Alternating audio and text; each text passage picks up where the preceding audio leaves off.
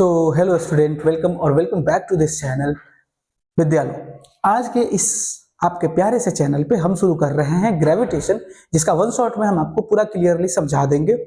अच्छा, कंसेप्ट समझना उतना इंपॉर्टेंट नहीं है जितना कि क्वेश्चन लगाना है, क्योंकि क्वेश्चन ज्यादा पूछा जाता है, इसीलिए मैं क्वेश्चंस भी लेके आया हूं। कंसेप्ट आपको सिंपली समझा दूंगा ऊपर ऊपर और बाकी क्वेश्चन लगवा दूंगा मैं। मतलब आपको इसमें इतना तो पढ़ा दिया जाएगा जितना एनसीईआरटी में है, और इतना बता दिया जाएगा जिससे आप सारे क्वेश्चन टैकल कर सकते हैं, हर टाइप के क्वेश्चन कर सकते हैं। समझ में आया? मतलब आप लॉन्ग वीडियो भी देख के उतना नहीं समझ सकते जितना कि इससे समझ जाएंगे। ठीक है, तो शुरू करते हैं। अब इसलिए लॉन्ग वीडियो में थोड़ा ज्यादा समझाया जाएगा, इसमें कम समझा के भी क्वेश्चन मतलब कि आपको एक लेवल पे लेकर चला जाया जाएगा जहां से आप क्वेश्चन बना सकते हैं। ठीक है, तो इसी के साथ शुरू करते हैं हम अपना चैप्टर। हम बात कर रहे हैं कि अगर कोई भी ऑब्जेक्ट है, कोई भी ऑब्जेक्ट अगर सर्किल में घूमता है, कोई भी ऑब्जेक्ट अगर सर्कल में घूमता है तो उस ऑब्जेक्ट को बोल देते हैं, वो ऑब्जेक्ट जो होता है सेंटर की तरफ क्या लगा रहा होता है, सेंटर की तरफ एक फोर्स लगा रहा होता है। जैसे कि मान लो कि ये है, यहाँ पे एक लड़का खड़ा है जो हाथ में रस्सी पकड़ा हुआ है और इस रस्सी से बंधा हुआ है ये ईंटा है, गिट्टी है, टिकड़ा है, जो बोल लो, तो वो बंधा हुआ है। अब इसको क्या कर रहा है, गोल गोल घुमा रहा है, गोल गोल घुमा रहा है, तो ये पत्थर कभी इधर आ रहा होगा और ये भी कभी इधर जा रहा होगा। मतलब मोशन कैसा हो रहा है, इधर से डायरेक्शन में, इधर से। इसका मतलब क्या है कि इसको कौन सा फोर्स है जो बाइंड करके रखा है और गोल गोल घुमा रहा है, उसका नाम है सेंट्रीपिटल फोर्स। तो कभी भी कोई भी बॉडी अगर सर्कुलर मोशन करता है, मतलब कि सर्किल में घूमता है, तो उसको उस पर जो फोर्स लगता है उस फोर्स को हम बोल देते हैं सेंट्रीपिटल फोर्स। ऐसा कोई भी फोर्स जो सर्किल में घूमते हुए बॉडी पे लगता है, उस किसी भी फोर्स को हम क्या बोल देते हैं, सेंट्रीपिटल फोर्स। अच्छा, एक चीज है, सेंट्रीपिटल तुम जब लिखते हो तो इसमें ही साइन छुपा हुआ है तुम्हारे सेंट्रीपिटल को समझने का। अगर तुमको लग रहा है सर सेंट्रीपिटल नहीं समझ में आ रहा है, तो एक तरफ अलग लिखो सेंट्री और अलग लिखो पिटल। सेंट्रीपिटल, सेंट्री का मतलब होता है यहाँ पे आपका, सेंट्री का मतलब होता है टुवार्ड सेंटर, टुवार्ड, चाहे सेंटर का, सेंट्री का मतलब क्या रख लो, सेंटर, क्या रख लोगे, सेंटर। तो इसका मतलब समझ लेते हैं हम लोग कि सेंटर हो गया। और पिटल का मतलब हम समझते हैं सीकिंग, क्या समझ लेते हैं, सीकिंग। तो सेंटर सीकिंग मतलब क्या हो गया, सेंटर सीकिंग। तो सेंटर की तरफ वो सीक कर रहा है, सीक मतलब उधर भागने का कोशिश कर रहा है। किधर भागने की कोशिश कर रहा है, सेंटर की तरफ भागने का कोशिश कर रहा है, तो इसको क्या बोल देते हैं, सेंट्रीपिटल। ऐसा फोर्स जो सेंटर की तरफ लगता है उसको क्या बोल देते हैं, सेंट्रीपिटल। अगर आप डेफिनेशन लिखना चाहते हैं तो आप डेफिनेशन लिख सकते हैं इसका, सेंट्रीपिटल फोर्स का, कि the force which act on any body when they are in circular motion, is called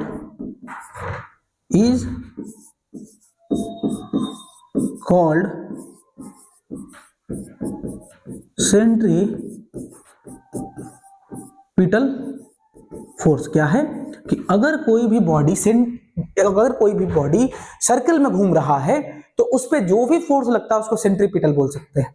अब सेंट्रीपिटल का क्या मतलब है, सेंट्रीपिटल कोई फोर्स नहीं है, कोई भी फोर्स हो सकता है। जैसे कि अगर यहां मान लो सन है, ये कौन हो गया, सन, और ये कौन है, अर्थ। तो सन और अर्थ के बीच में तो कोई धागा है नहीं, ऐसा कोई धागा है जो कि सन और अर्थ में बीच में है, जो सन क्या किया हो, अर्थ से बांध दिया अगर रस्सी, अर्थ को घुमा रहा है गोल गोल गोल, ये थोड़ी होता है, नहीं होता है। तो अर्थ को तो सन घुमा नहीं रहा है, कुछ यहाँ है भी नहीं बीच में। तो अब क्या है, मतलब कि यहाँ जो है एक फोर्स है, तभी भी यहाँ क्या है, एक फोर्स है, अर्थ को खींचा जा रहा है सन की तरफ एक फोर्स से, उस फोर्स को बोल देते हैं ग्रेविटेशनल फोर्स। क्या बोल देते हैं, ग्रेविटेशनल फोर्स। तो ये ग्रेविटेशनल फोर्स यहाँ पे सेंट्रीपिटल फोर्स है। समझ में आया?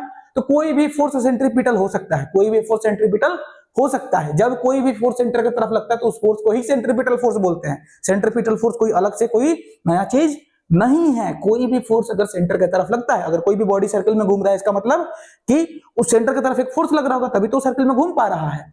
तो सर्किल में घूमने के लिए उसको सेंटर की तरफ एक फोर्स लग रहा है, वो फोर्स कुछ भी हो सकता है, gravitational force, electrostatic force. Electron जब घूमते हैं, न्यूक्लियस हो गया और इलेक्ट्रॉन इसके अगल बगल घूम रहा है, न्यूक्लियस के अगल बगल इलेक्ट्रॉन घूम रहा है, तो उसमें क्या लग रहा होगा, इलेक्ट्रॉन क्या है, नेगेटिव चार्ज, और न्यूक्लियस में क्या है, पॉजिटिव चार्ज। तो नेगेटिव और पॉजिटिव में क्या लगता है, इलेक्ट्रोस्टैटिक फोर्स। तो यहाँ पे इलेक्ट्रोस्टैटिक फोर्स ही सेंट्रीपिटल फोर्स है। यहाँ पे क्या है, इलेक्ट्रोस्टैटिक फोर्स सेंट्रीपिटल है, यहाँ पे ग्रेविटेशनल फोर्स सेंट्रीपिटल है। तो सेंट्रीपिटल फोर्स कुछ भी फोर्स हो, कोई भी फोर्स हो, अगर सेंटर की तरफ लगता है, मतलब सेंटर सीकिंग है, सेंटर सीकिंग है, तो उसको बोल देते हैं सेंट्रीपिटल फोर्स। क्या इसमें कोई प्रॉब्लम है, नहीं है, ठीक है। आगे बढ़ते हैं। अब क्या है हमारे पास, ग्रेविटेशन। तो देखो सबसे पहले क्या हुआ था, है ना, एक नियम तुमको पढ़ाया गया होगा कि न्यूटन एक दिन सेव के पेड़ के नीचे बैठे थे। अब क्या होता है, उनके ऊपर सेव गिर जाता है। अचानक से न्यूटन सोचने लगते हैं कि सेव आखिर नीचे ही क्यों गिरा, ऊपर क्यों नहीं चला गया, है ना। तो ये सोच देखा जाए तो एक बड़ा ही खराब सोच है कि नीचे ही क्यों गिरा, है ना। लोग बोल सकते हैं कि तुम बुद्धू हो, पागल हो, है ना, लोग बोलते हैं। उसके वजह से जन्म हुआ ग्रेविटेशन का। अब ये कहानी कितना सच है कितना झूठ है कोई नहीं जानता है, फालतू चीजें, हम उस पर फोकस नहीं करेंगे। हम ये समझेंगे कि न्यूटन बाबा जो हैं वो ग्रेविटेशन का लॉ बताते हैं हमको। तो ग्रेविटेशन का लॉ बताने के लिए वो बोलते हैं कि आप कोई भी दो प्लैनेट ले लीजिए, चाहे दो बॉडी ले लीजिए, आप यूनिवर्स में कोई भी दो बॉडी लीजिए, दो बॉडी जो होता है एक दूसरे को क्या करता है, अट्रैक्ट करता है। जैसे तुम अट्रैक्ट करते हो, नहीं बोलेंगे, है ना, जैसे तुम अट्रैक्ट करते हो, दो बॉडी एक दूसरे को अट्रैक्ट करता है। कैसे अट्रैक्ट करता है, ग्रेविटेशनल फोर्स से। इसीलिए ग्रेविटेशनल फोर्स को क्या बोल दिया जाता है, कई बार ग्रेविटेशनल फोर्स को बोल दिया जाता है यूनिवर्सल ग्रेविटेशनल लॉ, नहीं, force of attraction, gravitation force of attraction बोल देते हैं। कई बार उसको बोल देते हैं फोर्स ऑफ अट्रैक्शन। ग्रेविटी जो लगाता है फोर्स, उसको फोर्स ऑफ अट्रैक्शन बोलते हैं। मतलब ये जो बॉडी है, ये बॉडी इसको क्या करेगा, इस दोनों बॉडी के बीच में, मान लो इसके सेंटर से इसके सेंटर का दूरी क्या हो गया, मान लेते हैं इसके सेंटर से इसके सेंटर का दूरी कितना हो गया, d। तो ये इस पे एक फोर्स लगाएगा। अब अगर इसको हम बॉडी मान लेते हैं, इसको मान लेते हैं इसका मान लेते हैं कि इसका मास है m1 और इसका मास क्या मान लेते हैं, m2। इसका मास मान लेते हैं कि m2 है, तो इसका मास m1 है, इसका मास m2 है। ये इस पे फोर्स लगाएगा, ये भी इसमें ये इसको खींच रहा होगा इधर की तरफ, ये इसको खींच रहा होगा इधर की तरफ, और दोनों के बीच का डिस्टेंस इतना है। तो न्यूटन बाबा कहते हैं कि दोनों के बीच में जो फोर्स लग रहा होगा वो डायरेक्टली प्रोपोर्शनल होगा m1 इंटू m2 के। क्या कोई प्रॉब्लम है इसमें, नहीं। उसके बाद से ये इनवर्सली प्रोपोर्शनल होगा। इनवर्सली मतलब उल्टा, डिस्टेंस का स्क्वायर। डिस्टेंस कितना है, d। डिस्टेंस कितना है, d।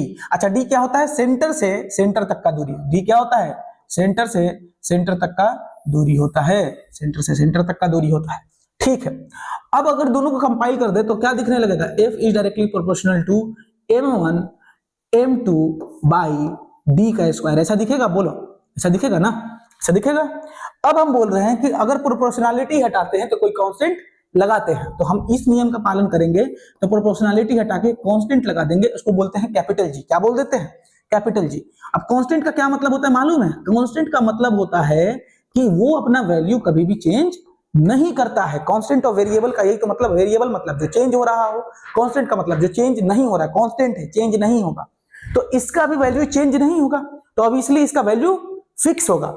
कितना होगा इसका वैल्यू, अगर कैपिटल जी का कोई तुमसे वैल्यू पूछ देता है कि कैपिटल जी का फिक्स वैल्यू है तो कितना है, तो तुम बोलोगे 6.7 इंटू 10 टू द पावर -11। अच्छा, यूनिट क्या होगा, तो इधर फोर्स है तो क्या हो जाएगा, Newton metre square per kg square. क्या हो जाएगा, Newton metre square per kg square. ये वैल्यू बहुत ही ज्यादा इंपॉर्टेंट है, आपको क्या होना चाहिए, दिल से याद होना चाहिए, क्योंकि ये पूछा जाता है, ठीक। तो दिल से आपको ये वाला याद होना चाहिए। ये आपका लॉ हो गया, इसको बोलते हैं यूनिवर्सल लॉ ऑफ ग्रेविटेशन। क्या बोलता है, यूनिवर्सल लॉ ऑफ ग्रेविटेशन बोलता है कि दुनिया में कोई भी दो बॉडी हो वो एक दूसरे पे फोर्स लगाता है, और कितना फोर्स लगाता है उसको बोल देते हैं फोर्स ऑफ अट्रैक्शन। ये कभी एक दूसरे को रिपेल नहीं करेगा, एक दूसरे को अपने पास खींचेगा। तो खींच रहा है मतलब अट्रैक्ट कर रहा है। बॉडी कभी भी एक दूसरे को दूर नहीं फेंक सकता है, पास में खींचता है। पास में खींचने का क्या मतलब है कि अट्रैक्ट कर रहा है, तो इसको फोर्स ऑफ अट्रैक्शन बोलेंगे। क्या बोलेंगे, ये है हमारा फोर्स ऑफ अट्रैक्शन। तो जो ग्रेविटेशन है ये एक फोर्स है, ये फोर्स कैसा होता है, अट्रैक्टिव होता है, जैसे आपका फोर्स है उनके तरफ अट्रैक्टिव, है ना। तो वो वाला फोर्स है इसमें। खैर, तो तुमको ये फॉर्मूला याद होना चाहिए और जी का वैल्यू भी याद होना चाहिए। अच्छा, जो हम बॉक्स में डाल रहे हैं वो बहुत ज्यादा इंपॉर्टेंट है, इसीलिए हम बॉक्स में डाल रहे हैं। तुम भी नोट्स बनाओगे तो ऐसा बॉक्स में डालोगे, फिजिक्स पढ़ने का पहला नियम, आप कॉपी कलम लेके बैठेंगे, क्वेश्चन आएगा, मेरे से पहले आप सॉल्व करना शुरू करेंगे, वरना आपको नहीं आ रहा है और आप फिजिक्स कभी नहीं सीख सकते हैं, मर जाइएगा तभी भी नहीं सीख पाइएगा। इसीलिए बोल रहे हैं कॉपी कलम निकाल के बैठो, जब बना रहे हैं क्वेश्चन तो बनाओ और लो ये वाला क्वेश्चन बनाओ। ठीक, पहला नियम पढ़ लिए, अब ये क्वेश्चन सॉल्व करते हैं। इसमें क्या है, बोला है कि मास ऑफ अर्थ तुमको दिया हुआ है इतना, मून का मास दिया हुआ है इतना और दोनों के बीच का डिस्टेंस दिया हुआ है इतना, तुमको कैलकुलेट करना है कि कितना फोर्स लगेगा। तो बोलो इसमें क्या कर सकते हैं, F is equal to G m1 m2 by R square. करोगे सॉल्व, बोलो जी कितना है 6.7। देखो जी का वैल्यू दे दिया, भगवान के दया से दे दिया है, लेकिन देता नहीं है, है ना, तुम लोग को बच्चा समझता है ना, इसीलिए दे देता है। 6.7 × 10 to the power -11 क्या हो गया, जी का वैल्यू हो गया। m1 कितना है 6 × 10 to the power 24, अरे गलती हो गया, 10 to the power 24 kg में है तो kg में ही रखना है उसको भी, और उधर देखो तो 7.4 × 10 to the power 22, ये भी हो गया हमारा खत्म। तो m1 m2 हो गया, r का स्क्वायर, r मतलब डिस्टेंस का स्क्वायर, डिस्टेंस कितना है 3.84 × 10 to the power 5। अब इसका स्क्वायर कर देना है, इसका स्क्वायर कर देना है, तो इसको तुम सॉल्व करोगे तो तुम्हारा आंसर आ जाएगा। अगर हम वन शॉट में इतना बड़ा कैलकुलेशन सॉल्व करने लगे, देखो ये फालतू कैलकुलेशन है, अगर हम इसको सॉल्व करने लगे ना तो वन शॉट का टू शॉट हो जाएगा, समझ रहे हो। तो इसीलिए तुम इसको सॉल्व कर लेना, बाकी डिटेल लेक्चर में मैं भी इसको सॉल्व कर सकता हूँ, है ना, अपन को थोड़ा सा फिजिक्स तो आता ही है। खैर, तो इसको तुम सॉल्व कर लोगे, ठीक है। मतलब तुम समझे ना कि सिर्फ फॉर्मूला लगाना कैसे है, तुमको m1 m2 दे दिया है, r दे दिया है और तुमको वो पता ही है, g पता ही है, तो बस तुमको लगा लेना है फॉर्मूला पे, आंसर आ जाएगा। ये तो कैलकुलेट करना तुमको आना चाहिए ना, तुम थोड़ा सा इसे खेलो, अच्छा लगेगा, थोड़ा एक घंटा खेलना तो अच्छा लगेगा। अब हमारे पास है यूनिवर्सल लॉ ऑफ ग्रेविटेशन का फायदा क्या है, क्या जरूरत है यूनिवर्सल लॉ ऑफ ग्रेविटेशन का, हम बताते हैं। आपका पहला फायदा तो ये है कि अर्थ और मून जो है एक दूसरे से अट्रैक्टेड है। क्यों?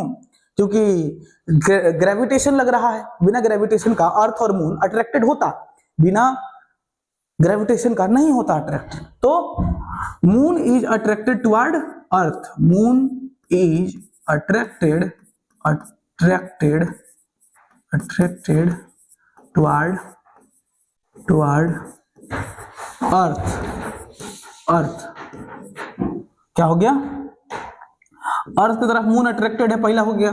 दूसरा, हमारे यहाँ तुम देखे होगे कि टाइड उठता है, समुद्र में टाइड्स, बड़े बड़े लहर उठते हैं। ऐसा इसलिए होता है क्योंकि सन और मून जो है वो खींचता है, पानी जो धरती पे है उसको खींचता है, तो खींचेगा तो ऊपर उठेगा, फिर से धरती इसको नीचे खींच लेगा।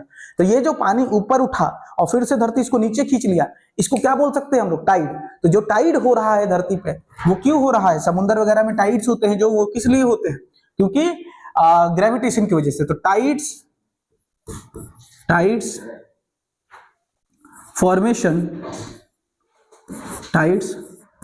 Formation due to sun and moon. क्या हो गया, सन एंड मून, ठीक है, समझ में आ रहा है। सन एंड मून की वजह से क्या हो रहा है, टाइड फॉर्मेशन हो रहा है। और कुछ हो सकता है, और कुछ हो सकता है, ग्रेविटी की वजह से, ग्रेविटी की वजह से और कुछ हो सकता है। सारे प्लैनेट आपस में घूम पा रहे हैं, है ना, तो अपना प्लैनेट जो है, पूरा प्लैनेट या यूनिवर्स स्टेबल है क्योंकि ग्रेविटेशन लग रहा है, नहीं तो अर्थ ऐसे हवा में थोड़ी लटक सकता है, ग्रेविटेशन की वजह से ना घूम रहा है, वरना नीचे गिर जाता। तो planet are stable due to gravitation, planet are stable in universe, planets are stable in universe, है ना। जैसे सन की तरफ तो अर्थ भी घूम रहा है ना, तो वो कैसे हो रहा है, सन की तरफ अर्थ कैसे घूम पा रहा है, ग्रेविटेशन की वजह से, यूनिवर्स, है ना। तो ये सब चीजें हैं, और भी हो सकता है बहुत सारा, तुम भी सोच सकते हो और कुछ, है ना, कि ग्रेविटेशन की वजह से हम लोग धरती पे क्यों चिपके हुए हैं, है ना। वी आर अट्रैक्टेड टुवर्ड अर्थ, हम लोग धरती पे कैसे चिपके हुए हैं, वी, है ना, आर अट्रैक्टेड टुवर्ड अर्थ, हम लोग धरती से चिपके हुए हैं क्योंकि धरती हमको खींच के रखा हुआ है। जैसे कि धरती यहाँ है, तुम कभी नीचे भी तो जाते होगे क्योंकि धरती तो घूम रहा है, तुम यहाँ हो, धरती घूम भी रहा है तो तुम नीचे जाओगे तो नीचे गिर जाना चाहिए, गिरते तो नहीं हो, कारण धरती तुमको किधर की तरफ, अपने तरफ खींच के रखा हुआ है, इसकी वजह से तुम गिर नहीं रहे हो। बात समझ में आ रहा है? उसकी वजह से तुम गिर नहीं, क्योंकि तुमको धरती खींच के रखता है। बात समझ में आया? तो ये सारे टॉपिक्स आप लिख सकते हैं, 4 बहुत है ना। आगे बढ़ते हैं। आगे अब हम पढ़ेंगे कि फ्री फॉल क्या होता है। फ्री फॉल का क्या मतलब है कि अगर आप कोई भी चीज ऊपर से गिराते हैं तो अगर कुछ भी दूसरा फोर्स ना हो, जैसे एयर ड्रैग नहीं हो कि हम इसको गिरा रहे हैं और ये नीचे गिर रहा है, इसका मतलब क्या है कि ये फ्री फॉल कर रहा है। तो फ्री फॉल जब भी करेगा तो इसको धरती, इसका मतलब अपने तरफ खींचा है, इसको छोड़ रहे हैं, जब ये नीचे जा रहा है तो धरती की तरफ गिर रहा है मतलब धरती इसको अपने तरफ खींचा होगा। और खींचने का क्या मतलब है कि कितना स्पीड से खींच सकता है, कोई तो लिमिट होगा। उसको बोलते हैं, जिस एक्सेलरेशन से धरती किसी भी चीज को अपने तरफ खींचता है उसको बोलते हैं gravity due to acceleration due to gravity. क्या बोलते हैं इसको? एक्सेलरेशन ड्यू टू ग्रेविटी, और इसको बोलते हैं स्मॉल जी। समझ में आ रहा है? तो ये फ्री फॉल में होता है। अच्छा, फ्री फॉल का क्या मतलब है कि ड्रैग नहीं होना चाहिए, मतलब नीचे से हवा ऊपर जा रहा है तो वो नहीं होना चाहिए। मतलब इसको फेंक रहे हैं तो इसको हवा ऊपर की तरफ ठेल रहा होगा, ये जब नीचे की तरफ आ रहा है।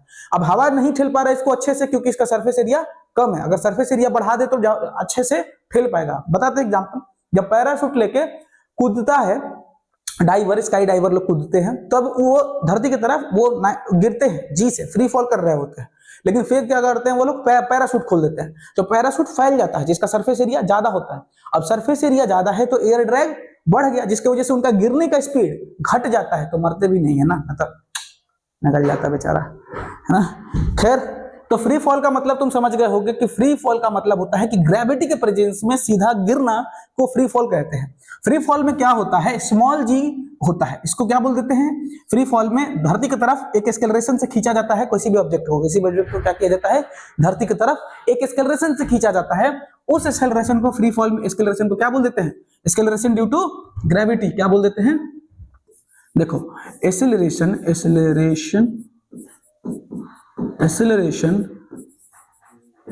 ड्यू टू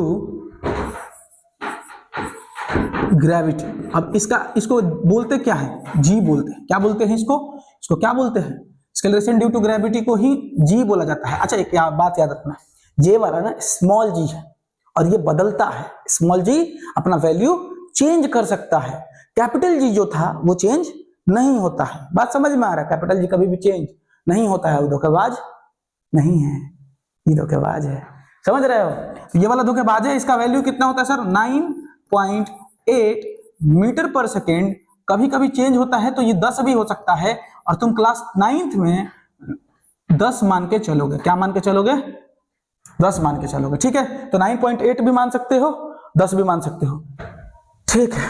तो अब हम बोल रहे हैं कि ये आया कैसे आया होगा, बताते हैं। सुनो, फोर्स तुम क्या लिख रहे थे? तब से तुम फोर्स लिख रहे थे G इंटू M1, मतलब कि अर्थ, मास ऑफ अर्थ। मान लेते हैं कि दो फोर्स क्या होता है? मास ऑफ अर्थ होगा और कोई ऑब्जेक्ट जो होगा धरती की तरफ गिर रहा होगा, फोर्स क्या लगेगा? फोर्स अगर चेक करें कि एक बड़ा सा अर्थ है और उसकी तरफ कुछ गिर रहा है, तो इसमें क्या होगा कि जो चीज इसके तरफ गिर रहा है, जो चीज अर्थ की तरफ गिर रहा है, उसका मास, अर्थ का मास, यही तो करेंगे। तो इसको कितना फोर्स से अट्रैक्ट कर रहा होगा धरती, यही तो देखना है कि ये धरती है, धरती की तरफ कोई चीज गिर रहा है, तो ये जो चीज गिर रहा है कितना फोर्स लग रहा होगा उसमें, तो वो देखेंगे अगर, तो क्या होगा? वो force is equal to G mass of earth, mass of object होगा। क्या होगा? मास ऑफ ऑब्जेक्ट होगा, बोलो। और भाई दोनों का डिस्टेंस, तो डिस्टेंस कितना होता है? R square. अब हम बोल रहे हैं कि फोर्स का मतलब mg होता है, बोलो तो। फोर्स का माने क्या होता है?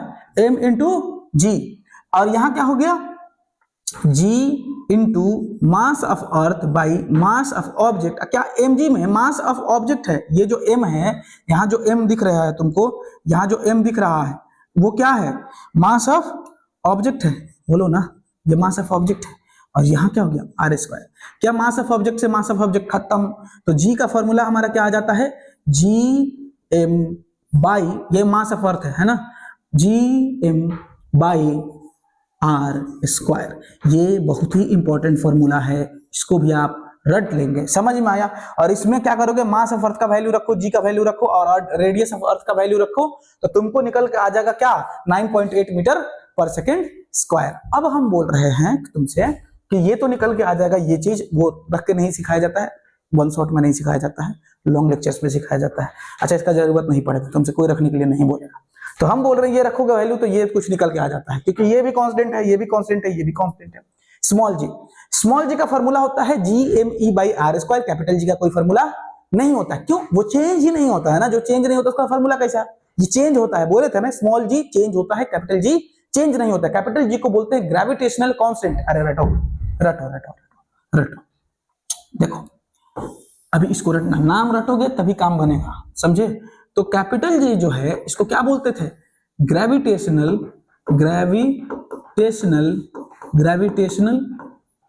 कांस्टेंट। क्या बोलते हैं? ग्रेविटेशनल कांस्टेंट, ठीक। और स्मॉल जी जो होता है उसको क्या बोलते हैं? Acceleration due to gravity. क्या बोलते हैं? Acceleration due to gravity. क्या बोल देते हैं? एक्सेलरेशन ड्यू टू ग्रेविटी बोल देते हैं। क्या इसमें कोई दिक्कत है? एक्सेलरेशन ड्यू टू ग्रेविटी हो गया, ये ग्रेविटेशनल कांस्टेंट हो गया, ठीक है। अब कोई दिक्कत नहीं है, आगे बढ़ते हैं। जी का वैल्यू 9.8 होता है। जी का फॉर्मूला GM/R² होता है, कैपिटल GM/R² होता है। बस उसमें जो m बोल रहे हैं वो मास ऑफ अर्थ है, बस इतना ही याद रखना था। अब हम बोल रहे हैं कि motion of object under the gravity. Gravity जो है किसी भी चीज को अपने तरफ जब खींच रहा था, स्मॉल जी से खींच रहा था, और स्मॉल जी क्या था? कांस्टेंट एक्सेलरेशन माना जाएगा। ये क्या माना जाता है? कांस्टेंट माना जाता है कि ये जल्दी चेंज नहीं होगा, एक जगह के लिए ये चेंज नहीं होता है, बहुत दूर दूर मूव करोगे तो चेंज होता है, वही थोड़ा सा चेंज होता है। तो इसीलिए हम इसको क्या मान लेंगे? Constant acceleration. और कांस्टेंट एक्सेलरेशन के लिए आपको इक्वेशन ऑफ मोशन में 3 इक्वेशन लिखवाए गए थे, वो इक्वेशन यहाँ पे काम आएगा। कभी भी तुमको कैलकुलेशन करना होगा, कोई भी ऑब्जेक्ट धरती के इफेक्ट में गिर रहा है, ग्रेविटी के इफेक्ट में गिर रहा है, तो तुम यही इक्वेशन लगाओगे। 3 है, रट के रखो। क्या क्या? पहला बोलो तो V = U + AT। क्या होगा? V + U + AT। अच्छा, सारे फॉर्मूला का तुम एक फॉर्मूला सीट बना दोगे लास्ट में और उसको रटोगे। फॉर्मूला बहुत इंपॉर्टेंट है फिजिक्स में। अगर तुम फिजिक्स पढ़ना चाहते हो, तुमको डर लग रहा है फिजिक्स से, इसलिए लग रहा है क्योंकि तुम फॉर्मूले नहीं रटते हो ना। फॉर्मूले रटने पड़ते हैं, फिर उसपे बेस हर फॉर्मूला पे बेस तुम लगभग 4 या 5 क्वेश्चन कर लोगे तो तुम्हारा डर निकल जाएगा, क्योंकि उससे ज्यादा क्वेश्चन उसका वेरिएशन नहीं मिलेगा तुमको। तो 4-5 क्वेश्चन हर फार्मूला पे करो, हर फार्मूला पे 4-5 क्वेश्चन खोज के करो, चैट जीपीटी से मांग लो, किसी AI से मांग लो, और इंटरनेट पे सर्च कर लो, लेकिन 4-5 टाइप के 4-5 क्वेश्चन करो कम से कम हर फार्मूले पे। तुमको कैसे नहीं फिजिक्स आएगा? क्या बात कर रहा हो, है ना। तो पहला ये हो गया तुम्हारा, पहला क्या हो गया? V = U + AT। दूसरा क्या हो जाता है? S = होता है UT प्लस क्या होता है बच्चा? हाफ AT का स्क्वायर, समझे। और तीसरा बोलो भाई, वो तीसरा कौन सी होता है? V² = U² + 2AS। क्या आपको यहां तक समझ में आ रहा है? सिर्फ 3 इक्वेशन है और तीनों को रट लेना है। ये आपके ब्रह्मा विष्णु महेश है, अगर आप ध्यान से समझे तो ये हर जगह यूज होगा, इस चैप्टर में, अगले चैप्टर में, उसका अगले चैप्टर में, जीवन भर। बात समझ रहे हो? इसको रटो, 11th में भी काम आता है। अच्छा, कई बार तुमसे एवरेज वेलोसिटी पूछ देता है, कई बार क्या पूछ देता है? Average velocity. तो एवरेज वेलोसिटी चाहे एवरेज स्पीड का फॉर्मूला होता है U + V/2। एक ये मेरे तरफ से है तुम्हारे लिए बोनस, ठीक है, बोनस है, तो इसको भी तुम रट लोगे, ठीक। तो यहां हमारा हो जाता है कि ग्रेविटी के इन्फ्लुएंस में अगर कोई भी ऑब्जेक्ट गिरता है तो ये तीनों फॉर्मूला लगा के हम काम चला लेंगे। ये फॉर्मूला एक बोनस हो गया है एवरेज निकालने के लिए, ठीक है। अब हम आ जाते हैं क्वेश्चन पे। पहला क्वेश्चन क्या है? ये है, पहला क्वेश्चन है ये। अब इसको करते हैं, ठीक है। सबसे पहला क्वेश्चन क्या है? बोल रहा है कि एक कार है जिसका टाइम लग रहा है, इसको टाइम लग रहा है क्या करने में? गिरने में। टाइम लग रहा है 0.5 सेकेंड। कितना लग रहा है? 0.5 सेकेंड। और जब ये गिर रहा है 0.5 सेकेंड में, तो जी का वैल्यू दिया हुआ है। जी तुम्हारा ए का काम करेगा, जी 10 दिया हुआ, बोले ना 10 यूज करना होता है हमेशा, ठीक है। और ये जब ग्राउंड पे गिर रहा है तो इसका स्पीड कितना होगा ये बताना है। तो गिर रहा होगा तो मतलब फाइनल स्पीड भी बताना है। और यू कितना होगा? पहले से जब गिर रहा होगा तो 0 होगा। शुरू में जब गिरना शुरू किया होगा तो शुरू में तो स्पीड 0 होगा, लड़ेगा तब ना स्पीड फिर 0 होगा। तो बीच में क्या है? तो इसको सॉल्व करने के लिए क्या करेंगे? इसमें हमको निकालना क्या था? स्पीड निकालता, v निकालना है। V = U + AT लगा के देखा जाए। देखो तुमको v पता है, u पता है, a भी पता है, इसका मतलब नहीं, अच्छा v नहीं पता है, सॉरी v नहीं पता है, v निकालना है, u पता है, a पता है और t भी पता है। तो तुमको एक चीज नहीं पता है, जब इक्वेशन लगाते हैं उसमें एक चीज पता नहीं होता है तभी निकल पाता है। तो ध्यान रखना फॉर्मूला लगाते समय कि फॉर्मूला में तुमको सिर्फ एक चीज नहीं पता होना चाहिए। जैसे इसमें देखो सिर्फ हमको क्या नहीं पता, ये, तब हम निकाल पा रहे हैं। ये नहीं कि हमको दुगो नहीं पता होगा तभी भी यहां से निकल जाना, नहीं निकलेगा तब। तो क्या कर रहे हैं? सिर्फ हमको ये नहीं पता है तो सब इसमें रख सकते हैं। तो v is equal to u कितना है 0, एक जगह पे कितना होगा g होगा, g कितना दिया हुआ है 10 और t, तो t कितना है, t कितना है बाबू 0.5 को क्या हम 1/2 लिख दे, 0.5 मतलब क्या होता है 1/2, काटेंगे कितना जगह 5, कितना जगह 5, तो v कितना आ गया मेरे पास 5, v कितना आ गया 5, v मतलब मीटर पर सेकेंड, v मतलब मीटर पर सेकंड वेलोसिटी। ठीक है, दूसरा क्वेश्चन क्या पूछा है, एवरेज पूछा है। देखो एवरेज का अभी फॉर्मूला लिखवाए थे, एस एवरेज क्या होता था बोलो ना, एस एवरेज क्या लिखवाया गया था बबुआ, v प्लस u बाई 2, बोलो ये लिखवाया गया था, तुमको रटना तो पड़ेगा बच्चा, रटा करो, समझ में आया तभी होगा बात।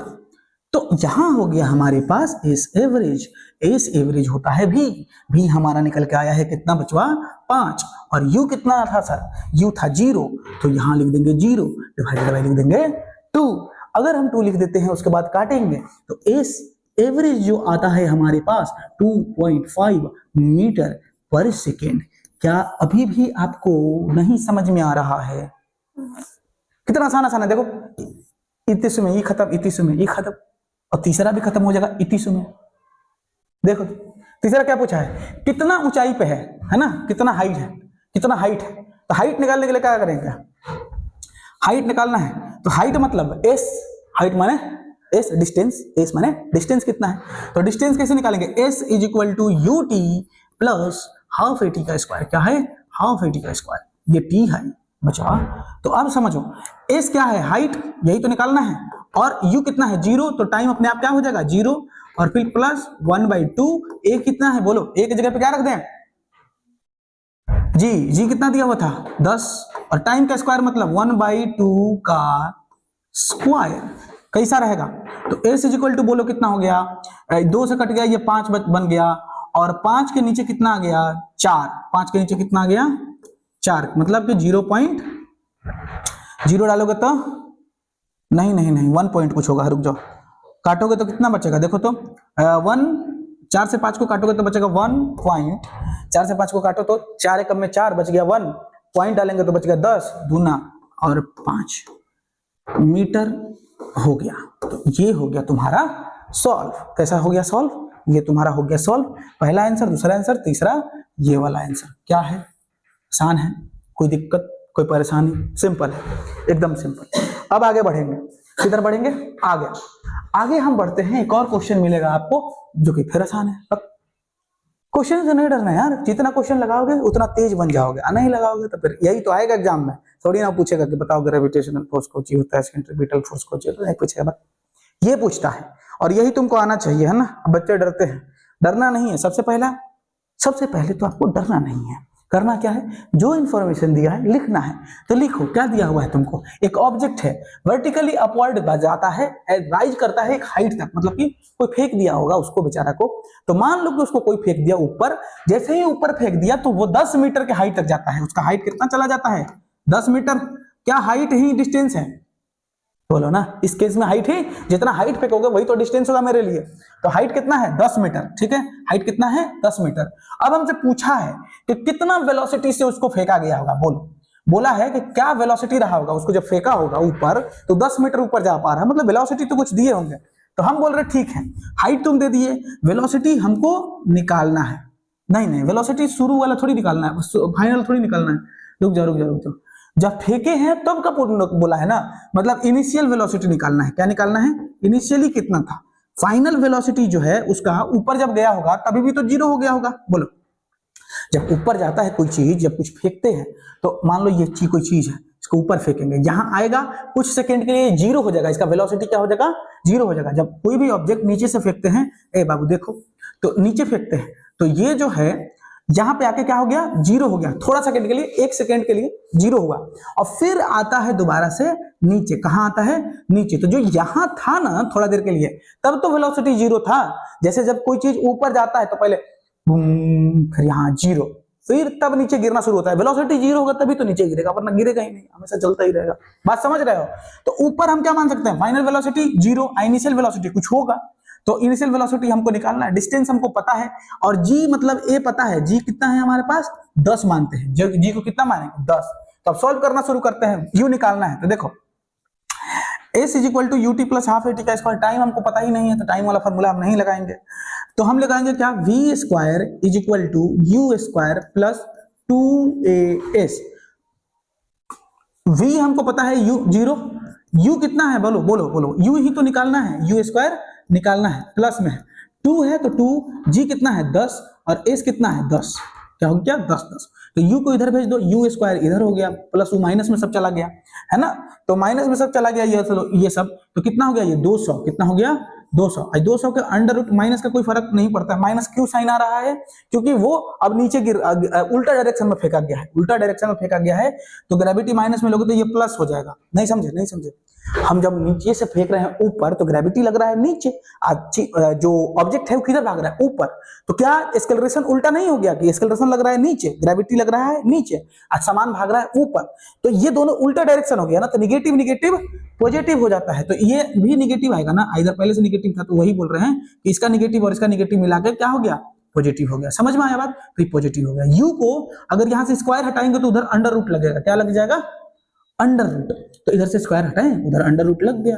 अब अंडर रूट 200 क्या बन के आ जाता है बाहर, बोलो 10 का स्क्वायर होता है वो, नहीं 10 रूट 2 बन जाएगा, क्या बन जाएगा 10 रूट 2 बन जाएगा, क्योंकि 100 का स्क्वायर होता है और 100 इंटू 2 लिख सकते हैं इसको, 100 इंटू 2 तो 100 बाहर आ गया, 2 अंदर ही रह गया, तो 100 का बाहर क्या आएगा 10 और 2 अंदर रह गया, तो ये आ गया तुम्हारा पहला आंसर। क्या है, समझ में आया, नहीं समझ में आया, देखो इसको हम बोल रहे हैं कि ये 200 को लिख सकते हैं 100 इंटू 2, इसमें से 100 जो है 10 का स्क्वायर होता है तो 10 बाहर आ गया यहाँ पे, और ये जो 2 है ये तो अंडर रूट में ही रह गया, ये तो निकला ही नहीं, बात समझ में आ रहा है। तो ये हो गया पहला क्वेश्चन। दूसरा है कि ऑब्जेक्ट जो है हाईएस्ट पॉइंट पे जब पहुंचा था तो उसको टाइम कितना लगा, टाइम कितना लगा है जब वो हाईएस्ट पॉइंट पे पहुंचा, तो हम ये भी निकाल लेंगे। कैसे लगाएंगे, क्या फॉर्मूला लगाएंगे, v is equal to U plus A T. v कितना है बोलो, v कितना है, v 0 है, u कितना है, u है मेरे पास ये 10 रूट 2 है, कितना है, सॉरी गलती हुआ, कितना है 10 रूट 2 प्लस a कितना है 10 और t कितना है, t हमको निकालना है, t हमको निकालना है, इसको इधर भेजेंगे तो माइनस में चला जाएगा, तो t into 10 is equal to 10 root 2, तो t कितना आ गया मेरा 10 से 10 खत्म, मतलब रूट 2, ये आंसर हो गया मेरा, सेकेंड में आएगा रूट 2 सेकेंड। समझ में आया, रूट 2 का वैल्यू होता है 4.14, ये रूट 2 का वैल्यू होता है, तो चाहो तो ये भी रख सकते हो। समझ में आया बात, तो ये हो गया आपका इतना तक। अब हम आगे बढ़ते हैं, अब बात करते हैं मास का, किसका बात करेंगे, मास का, है ना, उधर टाइम देख रहे थे ठीक है, इधर देखते हैं मास क्या होता है। सुनो, मास जो होता है वो होता है, मास का मतलब होता है कि किसी बॉडी में कितना कंटेंट है, कितना अमाउंट ऑफ कंटेंट है, मतलब उसका कितना अमाउंट ऑफ मैटर भरा हुआ है, मेरे अंदर कितना मैटर भरा हुआ है, वही मेरा मास होगा। अब ये जो होता है एक्चुअल मास होता है, एक्चुअल मास होता है, मतलब कि अगर मास, ये जो मेरा मास है असली बॉडी का, इसको चांद पे ले जाकर जो खो उतना ही मेजर करो उतना ही आएगा, स्पेस में ले जाके मेजर करो तभी भी उतना ही आएगा, मतलब दुनिया में कहीं भी ले जाकर मेजर करोगे वो उतना ही आएगा, स्पेस में भी ले जाकर कहीं मेजर करोगे तभी भी उतना ही मास आएगा। मास बदलता या घटता या बढ़ता नहीं है, तो मास घटता या बढ़ता नहीं है। हम ये क्या बोल रहे थे कि ये फंडामेंटल प्रॉपर्टी है, क्या है ये, फंडामेंटल प्रॉपर्टी है। तो इस लोकेशन पे डिपेंड नहीं करता कि तुम धरती पे नाप रहे हो, चांद पे नाप रहे हो या दुनिया में कहीं भी नाप रहे हो, मास पे कहीं भी डिपेंड नहीं करता है, मास घटता या बढ़ता नहीं है, मतलब ये डिपेंड नहीं करता, ये एक्चुअल चीज है, ये घटता बढ़ता, जैसे कैपिटल जी होता था चेंज नहीं होता था, हमेशा सेम रहता था, कांस्टेंट रहता था, इसी तरीके से मास होता है, कहीं भी ले जाके मेजर करोगे, अगर हम 5 किलो के हैं तो कहीं भी जाकर 5 ही किलो के रहेंगे, लेकिन जो वेट होता है, वेट होता है, अच्छा इसको केजी में नापते हैं, इसका एसआई यूनिट क्या होता है समझो, इसका एसआई यूनिट क्या है, एसआई यूनिट इसका है केजी, समझे। तो तुम जो बोलते हो 50 केजी 60 केजी, तुम मास नहीं बोलते हो, तुम वेट बोलते हो। अब बताते कैसे वेट समझते हैं। वेट क्या होता है, वेट होता है, वेट का मतलब है कि ग्रेविटी जितना फोर्स आप पर लगा रहा है, किसी भी ऑब्जेक्ट पे ग्रेविटी डाउनवर्ड कितना फोर्स लगा रहा है उसको बोलते हैं वेट। जैसे कि आप जब खड़े हैं तो आप पर जो वेट का मतलब है, वेट का मतलब है कि आपका मास होना चाहिए और मास पर कितना ग्रेविटी लग रहा है वो होना चाहिए, इसको क्या बोलते हैं वेट। और इसका एसआई यूनिट क्या होता है, इसका एसआई यूनिट होता है न्यूटन। क्या होता है, अरे यार न्यूटन नहीं समझे, फोर्स है ना, देखो देखो देखो, देखो F इक्वल टू क्या होता है, mg। फोर्स क्या है, फोर्स को किस में नापते हैं, न्यूटन में। तो अगर फोर्स न्यूटन में नाप रहे हैं तो ये भी तो mg है, ये भी तो फोर्स हो गया। हम ये नहीं बोल सकते हैं कि ये भी mg के बराबर, देखो w क्या है, mg के बराबर है, और फोर्स क्या है, mg के बराबर है। तो हम ये भी तो बोल सकते हैं weight is equal to force. तो हम बोल तो रहे हैं यही बात। तो देखो यहाँ क्या लिखा गया है, वेट इज द फोर्स। अब बात समझ में आया, वेट क्या है, फोर्स है। वेट क्या है, फोर्स है। तो हम यही तो बोल रहे हैं, वेट क्या है, फोर्स है। Weight is equal to mg। अब इसीलिए इसको क्या नाप रहे हैं न्यूटन में। कैसे नाप रहे हैं, न्यूटन में। तो तुम जो बताते हो इस पे चढ़ के, मान लो कि हम क्या कहें, कांटा पे चढ़ गए, वजन आया कितना, 60 किलो। अब हम बोल रहे हैं हम हैं 60 किलो के। ऐसा नहीं है, हम 60 किलो के हैं, 60 किलो के नहीं है, 60 न्यूटन के हैं। कितना है, 60 न्यूटन। किलो तो मास होता है ना, और मास निकालने के लिए क्या करना पड़ेगा, ग्रेविटी हटाना पड़ेगा। क्या धरती से ग्रेविटी हटा के चेक करना पड़ेगा हमको। अगर हम धरती से ग्रेविटी हटा के अपना मास चेक करेंगे तब आएगा मेरा केजी में। लेकिन धरती से ग्रेविटी हटा नहीं रहे, तो धरती पर ग्रेविटी लगा रहे अपना। तो हम हैं 5 किलो के, ग्रेविटी लग गया 10 का। मान लो कि मेरा मास है 5 केजी। क्या है, मान लो कि एक बॉडी है जिसका मास है कितना, 5 केजी, और ग्रेविटी मान लेते हैं अभी के लिए 10। तो इसका वेट कितना आएगा, बोलो तो वेट कितना आएगा, मास इंटू ग्रेविटी। मास कितना हुआ इसका, 5 ही है। अब वेट जी कितना है, 10, मतलब ये आ रहा है 50 किलो। अरे वाह, 50 न्यूटन। समझ रहे हो, अगर तुम 50 किलो के हो, तुम 50 किलो के हो, तुम अपने 50 किलो बोलते हो ना, उसको 50 किलो नहीं न्यूटन बोलना था। तो अगर तुम 50 न्यूटन को हो, जिसको तुम किलो बोलते हो, तो इसका मतलब तुम असली में 5 ही केजी के हो। असली में तुम 5 ही केजी के हो। वो तो ग्रेविटी तुम पे इतना फोर्स लगा दिया तो तुम 50 किलो के लगते हो। बात समझ में आ रहा है। तो कोई बहुत मोटा है और सोच रहा है कि उसका वेट घटाना है, तो बोल दो स्पेस में जाओ, वेट घट जाएगा। वेट कितना हो जाएगा, सीधा 10 गुना घटेगा, क्योंकि ग्रेविटी खत्म। तो ग्रेविटी 10 वाला होता है। कितना होता है ग्रेविटी, 10 का, तो 10 घटेगा, सीधा खुश हो जाएगा वो, है ना। इसको क्या ग्रेविटी किस में लिखते हैं, मीटर पर सेकंड स्क्वायर। मीटर पर सेकंड स्क्वायर, क्योंकि एक्सेलरेशन है ना, ये एक्सेलरेशन का यूनिट क्या होता है, मीटर पर सेकंड स्क्वायर। ये सब रटना जाता है, ये सब ना रटा जाता है कि मीटर पर सेकंड स्क्वायर होता है ना। वेलोसिटी को कैसे नापते हैं, रटो तो रटो रटो रटो रटो, तो यहीं पर रटो। वेलोसिटी मीटर पर सेकंड में नापा जाता है, उसके यूनिट होता है। वेलोसिटी का यूनिट मीटर पर सेकंड होता है। एक्सेलरेशन का यूनिट मीटर पर सेकंड स्क्वायर होता है। फोर्स का यूनिट न्यूटन होता है। फोर्स का यूनिट न्यूटन होता है। और यहाँ पे अच्छा, कैपिटल जी का यूनिट बता सकते हो कोई, कैपिटल जी का यूनिट बता सकते हो। कैपिटल जी का यूनिट होता है Newton metre square per kg square. Per kg square समझ में आया, माइनस का मतलब होता है पर केजी स्क्वायर। समझ में आया, ठीक है। तो ये भी समझ गए हम लोग कि वेट और मास समझ गए। अच्छा, कई बार तुमसे वेट और मास में डिफरेंस पूछता है, तो तुम यही बता देना। चलो, अगर हम ऐसे बात करें कि इधर लिख देते हैं वेट और इधर लिख देते हैं मास, तो बोलो वेट जो होता है, वेट जो होता है ये एक्चुअल मास नहीं है, नॉट एक्चुअल मास नहीं है, एक्चुअल मास नहीं है, ये एक्चुअल मास है। अच्छा, ये जो है ये चेंज होता है, चेंज होता है। अगर तुम लोकेशन चेंज करोगे, चेंज विथ लोकेशन, तो ये लोकेशन के साथ चेंज हो जाता है, ये लोकेशन के साथ चेंज नहीं होता है। अच्छा, अलग अलग ग्रेविटी होगा, ग्रेविटी चेंज होगा तो ये भी चेंज होगा। ये एक्चुअल मास नहीं होता है, ये फोर्स होता है। It is a type of force, it is force due to gravity, force due to gravity, force due to gravity है। ये क्या है, फोर्स ड्यू टू ग्रेविटी। और ये अमाउंट ऑफ सब्सटेंस है, ये अमाउंट ऑफ ये है अमाउंट ऑफ मैटर है। ये क्या है, अमाउंट ऑफ मैटर है। समझ रहे होता है, ऐसे करके तुम डिफरेंस बना सकते हो कि ये अमाउंट ऑफ मैटर है, ये चेंज नहीं, ये चेंज हो जाता है मास वेट, और मास चेंज नहीं होता है, ये एक्चुअल मास नहीं है जबकि ये एक्चुअल मास है। समझ में आ रहा है, ऐसा तुम बना सकते हो, एग्जाम में लिख सकते हो। बात समझ में आया। तो अब हम आगे बढ़ते हैं, एक एग्जांपल लेते हैं, क्वेश्चन लेते हैं। मतलब एक मास है जिसका क्या है बबुआ, समझ रहे हो, 10 किलो का है। मतलब मास है उसका 10 किलो। क्या है बबुआ, मास 10 किलो। वेट नहीं समझना, मास केजी में नापते हैं। क्या बोले थे हम, मास को केजी में नापते हैं और वेट को न्यूटन में नापते हैं। याद करा करो, है ना। वेट को किस में नापते हैं, न्यूटन में। तो वेट निकालना है, वह आसान। कैसे करेंगे बोलो, तुमको मालूम है। Weight is equal to mg, बोलो ना। मास कितना है 10, और ग्रेविटी कितना रखा दे 10, हम लोग 10 ही लेते हैं, है ना। तो कितना हो गया वेट, 10 किलो का आदमी कितना का हो गया, 100 किलो का। लेकिन न्यूटन लिखते हैं, कितना लिखते हैं, कैसे लिखते हैं, न्यूटन। क्या लिखेंगे, न्यूटन, तो 100 न्यूटन का हो गया। समझ रहे हो बात? ठीक है, कितना आसान था? आसान था? अरे यार एमजी लगाना है, आसान तो था ना, आसान है।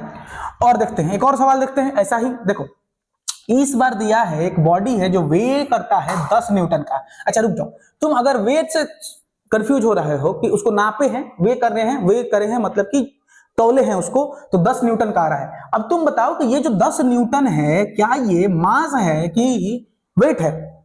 10 न्यूटन जो है ये मास है कि वेट है ना? 10 न्यूटन जो है। अच्छा इधर मेरे स्टूडेंट बैठे रहते हैं तो हम उसको देखते रहते हैं ना, कि ऐसा ही नीचे देखते रहते हैं, चीटिंग करते हैं, चीटिंग नहीं करते हैं, हमको सब याद है।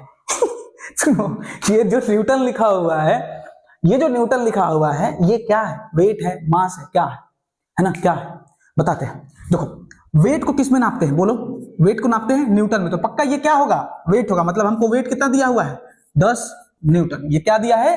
वेट दिया है। कंफ्यूज नहीं होना है, क्या नहीं होना है? कंफ्यूज नहीं होना। क्या है? वेट है, मास है।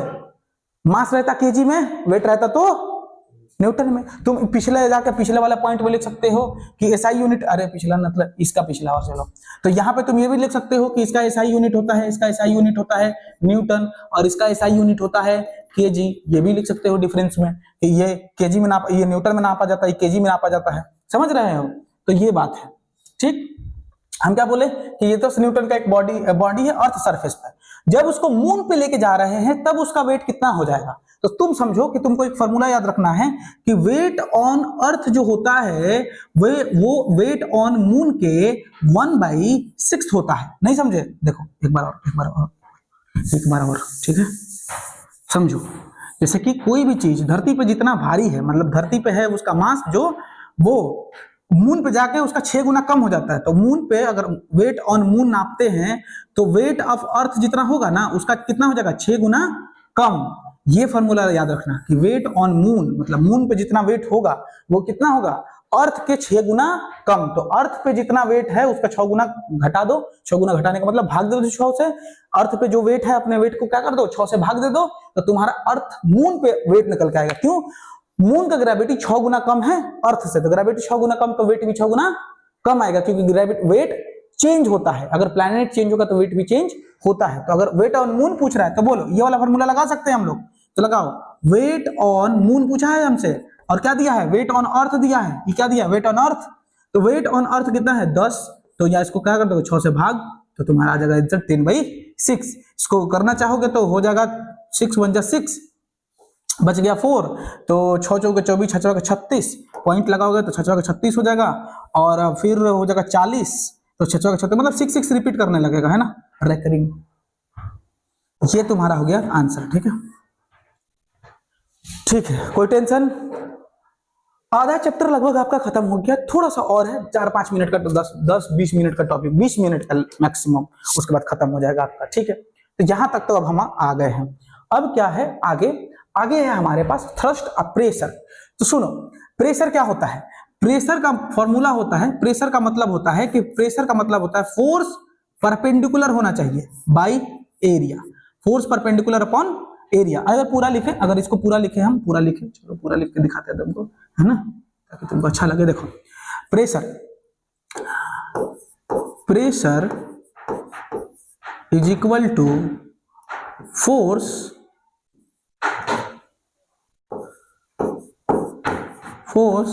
Upon area. क्या है? Force upon area. अच्छा, फोर्स कैसा होना चाहिए? परपेंडिकुलर होना चाहिए। फोर्स कैसा होना चाहिए? परपेंडिकुलर। अच्छा, परपेंडिकुलर फोर्स को क्या बोल देते हैं? फोर्स परपेंडिकुलर, याद रखना, इसको बहुत इंपॉर्टेंट है, यहां से तुम लोग भी नहीं पढ़े हो ना, तो ध्यान से सुनना। परपेंडिकुलर फोर्स को बोलते हैं, परपेंडिकुलर फोर्स को बोलते हैं थ्रस्ट। क्या बोल देते हैं? थ्रस्ट। क्या बोल देते हैं? बोलो, थ्रस्ट। ट्रस्ट नहीं बोलोगे तुम लोग, है ना। क्या होता है? थ्रस्ट होता है। परपेंडिकुलर फोर्स का मतलब होता है थ्रस्ट। जैसे कि ये वाला जो पेन है, इस पे हम ऐसे पकड़ के जब दबा रहे हैं तो इस पे बहुत तरीके से फोर्स लग रहा है, लेकिन इस पे अगर हम फोर्स लगा रहे होंगे, जैसे कि ये मेरा हाथ है और इस पे हम ऐसे इसको ढकेल रहे हैं, इससे ऐसे ढकेल रहे हैं, तो जब हम ढकेल रहे हैं तो ये क्या है? परपेंडिकुलरली मतलब 90 डिग्री के एंगल बना के और इसको ऊपर ढकेल रहा है। तो ये थ्रस्ट हुआ, ये क्या कर रहा है मेरे हाथ पे, फोर्स लगा रहा है। ये फोर्स को हम क्या नाम दे सकते हैं, थ्रस्ट। क्यों दे सकते हैं, क्योंकि ये 90 डिग्री पे लग रहा है ना, परपेंडिकुलर लग रहा है। परपेंडिकुलर मतलब 90 डिग्री। तो अगर फोर्स परपेंडिकुलर होता है, फोर्स क्या होता है, परपेंडिकुलर, तो उसको देखो हर तरीके का फोर्स का नाम है। जैसे कि देखो ये जो है, मान लो एक प्लैंक है, इस पे इधर से फोर्स लग रहा है, इधर से फोर्स लग रहा है, और एक इधर से भी फोर्स लग रहा है। तो इस फोर्स को भी फोर्स बोलेंगे, इस फोर्स को भी फोर्स बोलेंगे, और इस फोर्स को भी फोर्स बोलेंगे। लेकिन ये जो फोर्स है ये 90 डिग्री बना के लग रहा है, तो इसको हम थ्रस्ट भी बोल सकते हैं। क्या बोल सकते हैं इसको, थ्रस्ट। तो फोर्स जो परपेंडिकुलर लगता है उसको क्या नाम दे देते हैं, थ्रस्ट नाम दे देते हैं। क्या नाम दे देते हैं, थ्रस्ट। तो क्या परपेंडिकुलर फोर्स यहाँ पे जो हम बोल रहे हैं, हम ये भी बोल सकते हैं कि प्रेशर जो होता है, प्रेशर जो होता है ना, pressure is equal to force perpendicular को क्या लिख दें हम, बोलो, थ्रस्ट लिख दें, थ्रस्ट। फोर्स परपेंडिकुलर को क्या लिख देते हैं, थ्रस्ट। नीचे क्या लिख देते हैं, एरिया। क्या लिख देते हैं, एरिया। ये आपको रट के रखना। सब फोर्स को फोर्स बोलते हैं, जो 90 डिग्री लगा देगा, जो 90 डिग्री लगा देगा उसको थ्रस्ट बोलते हैं। समझ में आ रहा है बात। तो ये हो गया pressure is equal to thrust upon area, pressure is equal to thrust upon area. ये फॉर्मूला तुमको रट के रखना है, ये फॉर्मूला तुमको क्या करके रखना है, रट के रखना है। प्रेशर का अगर तुमको लिखना है, डेफिनेशन लिखना है, तो तुम लिख सकते हो, यहां पे लिखवा देते हैं, द फोर्स चाहे द थ्रस्ट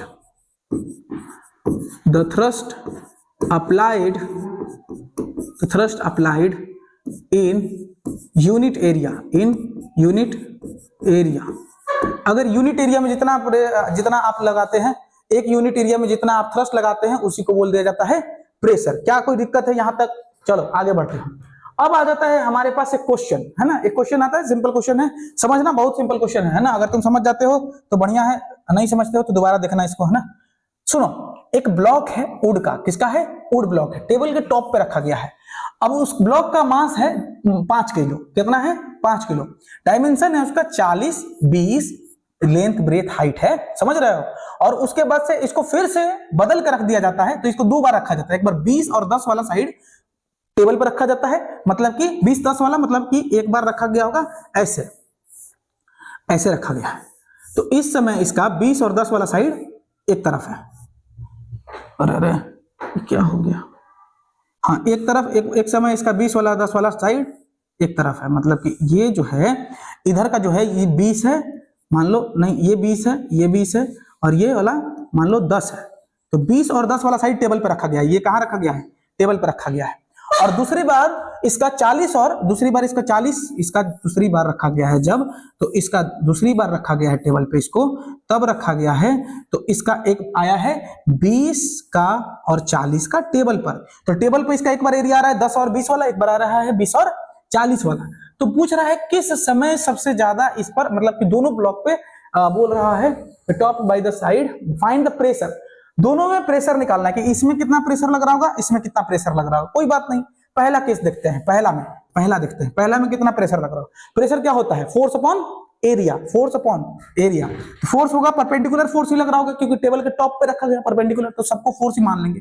तो हम मानेंगे pressure is equal to force upon area. ध्यान से देखोगे तो सब समझ में आएगा, सब समझ में आएगा तो जीवन में अच्छा कर पाओगे, समझो। तो हम बोल रहे हैं यहाँ पे ना थोड़ा सा ट्रिक है। तुम सोच रहे हो सर फोर्स तो दिया नहीं, रखेंगे कौन चीज, समझो।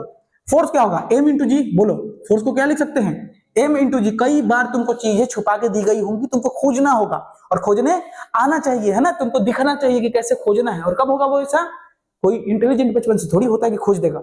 क्वेश्चन करोगे जब बहुत सारा तब बुद्धि खुलता है। समझ में आया बात।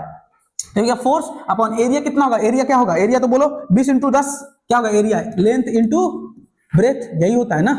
बोलो तो रो मतलब P इज इक्वल टू कितना हो जाएगा, m मास कितना है 5 और ग्रेविटी कितना हो जाएगा 10 और लेंथ कितना है 20 और कितना है 10। ये सब हो गया। और सब सेंटीमीटर में है क्या, रुक जाओ, सेंटीमीटर में है तो सेंटीमीटर में तो काम चलेगा नहीं, सेंटीमीटर में काम चलेगा नहीं। तो सुनो सुनो, सेंटीमीटर में काम नहीं चलेगा। तो 20 सेंटीमीटर है, इसको मीटर में बदलने के लिए क्या करना पड़ेगा, 100 से डिवाइड करना पड़ेगा। क्या करना पड़ेगा, इसको 100 से डिवाइड। और इसके बाद से जो 10 है उसको भी क्या करना पड़ेगा, 100 से डिवाइड, क्योंकि मीटर में बदलना है।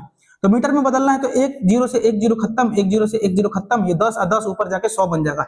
मतलब P is equal to 5 into 1 10 2 10 3 10, 1000 हो गया, 1000 हो गया, 1000 हो गया। और ये कितना बच गया 2, सिर्फ कितना बच गया 2, 2 से इसको काटेंगे तो कितना बन जाएगा 500, 500 ठीक है। अब 500 प्रेशर कितना हो गया, 5 बाई 25 और डबल जीरो, और प्रेशर कितना कितना आ गया, न्यूटन पर मीटर। क्या आ जाएगा, न्यूटन पर मीटर, 2500 न्यूटन पर मीटर। एक का हो गया। क्या ऐसे ही दूसरा भी निकाल सकते हैं, सेम ऐसे ही हम दूसरा भी निकाल सकते हैं। पता कैसे, देखो तुमको अब फिर से क्या करना होगा, दूसरे का लिए क्या करोगे, फोर्स mg ही रहेगा, तो फोर्स mg को क्या करते हैं, देखो प्रेशर क्या रखेंगे दूसरे के लिए, देखो दूसरे के लिए दूसरा कितना है 20 × 40 है, तो प्रेशर इज इक्वल टू कितना होता है, फोर्स अपॉन एरिया, बोलो ना, होता है ना। तो फोर्स कितना रखेंगे, बोलो फोर्स कितना रखते हैं, फोर्स अभी भी mg होगा, mg का वैल्यू कितना होगा 50, mg का कितना वैल्यू होगा 50, और एरिया अभी चेंज होकर 20 × 40 हो गया, तो 40 का क्या हो जाएगा, 40/100, मतलब सेंटीमीटर से मीटर में चेंज कर दिए। सेंटीमीटर से मीटर में चेंज करने के लिए 100 से भाग देते हैं, मालूम है ना, मालूम होना चाहिए। उसके बाद से 20 है, तो 20 को भी क्या करेंगे 100 से भाग देते हैं, 1 0 से 1 0, 1 0 से 1 0, डबल 2 0 बच गया, तो हो जाएगा कितना 5000। P इज इक्वल टू कितना हो गया 5, और 1 0 पहले से था, 1 0 नीचे से जाएगा, फिर एक और 0 नीचे से जाएगा। देखो भाग का भाग गुणा में चला जाता है, भाग का भाग गुणा में चला जाता है, तो गुणा में चला गया, नीचे क्या हो गया 4 2 जा 8, 4 2 जा कितना हो गया 8। अब 8 को 8 से काटते हैं, तो 2 से काटेंगे इसको तो 4 आएगा, 2 से इसको काटेंगे तो कितना आ जाएगा 2 2 जा 4, यहाँ आ गया 5, और यह हो गया 2 2 जा 4 आ गया 2 2 जा 4, यहाँ आ गया 5, डबल जीरो हो गया, डबल जीरो हो गया। फिर इसको कर देंगे 2, तो इसको भी काटेंगे 2 से, 2 1 जा 2, 2 2 जा 4, 2 5 जा 10, और ये बच गया 0, और ये फिर बच गया 2 से काटेंगे, फिर इसको काटेंगे कितना हो जाएगा 6 2 12, 2 हो गया 5, 6 से 25 कितना आ गया P 625। तो अब एक चीज दिखाते हैं तुमको, बड़ा ही चीज सुंदर चीज है, यहाँ पे बहुत ही ज्यादा सुंदर चीज है। क्या है सुंदर चीज, तुमको दिखाते हैं। एक चीज देखो, नीचे एरिया बढ़ा है, ये वाला एरिया ज्यादा है, ये वाला एरिया कम है, तो देखो एरिया जब ज्यादा था तो फोर्स क्या आ गया कम, और एरिया जब कम है तो फोर्स क्या आ गया ज्यादा। इसका क्या कहने का मतलब है, इनवर्सली प्रोपोर्शनल है ना एरिया। एरिया देखो नीचे है, नीचे, तो जब नीचे का बढ़ेगा तो ओवरऑल ये डिवाइड होगा तो छोटा होगा, तो इसीलिए ये क्या हो गया छोटा हो गया, कहाँ इधर छोटा हो गया। और ये बड़ा था, जब ये वाला बड़ा था, ये वाला बड़ा था तो छोटा हुआ ना, ये वाला जब छोटा है तो देखो छोटा आया है, मतलब बड़ा आया है। तो होता क्या है इनवर्सली प्रोपोर्शनल का मतलब कि एक बढ़ता है तो दूसरा घटता है, दूसरा बढ़ेगा तो पहला घटेगा। ठीक है, कोई बात नहीं है। ठीक, यहां तक हमको बढ़िया से समझ में आ रहा है कि एक बढ़ता है तो दूसरा घटता है। ठीक है, ठीक है। देखो ये बढ़ेगा तो ये घटेगा, ये घटेगा तो ये बढ़ेगा, क्योंकि उल्टा है दोनों। अगर ये बढ़ता तो ये भी बढ़ता, ये घटता था ये बढ़ता। सुन सुन सुन, सामने सामने जो होता है, एक के बढ़ने से दूसरा भी बढ़ता है, एक के घटने से दूसरा भी घटता है। लेकिन ऊपर नीचे जो होता है उसमें एक के बढ़ने से दूसरा घट जाता है, या एक दूसरे के घटने से पहला बढ़ जाता है, ऐसा होता है। समझ में आया? ठीक है, क्या ये सिंपल था, इजी था? आगे बढ़े, चलो आगे बढ़ते हैं। सिंपल है। अब लास्ट है, लास्ट मतलब 1-2 टॉपिक बचा हुआ है, जहां शांति से देखोगे खत्म हो जाएगा हमारा। ठीक है, देखते हैं pressure in fluid. Pressure in fluid का क्या मतलब है कि तुमको मालूम होना चाहिए ये बात कि मान लो ये पाइप है और पाइप में मान लो फ्लूइड बह रहा है। क्या बह रहा है? फ्लूइड बह रहा है। तो फ्लूइड जो बह रहा होगा, क्या वॉल पे ये प्रेशर लगा रहा होगा?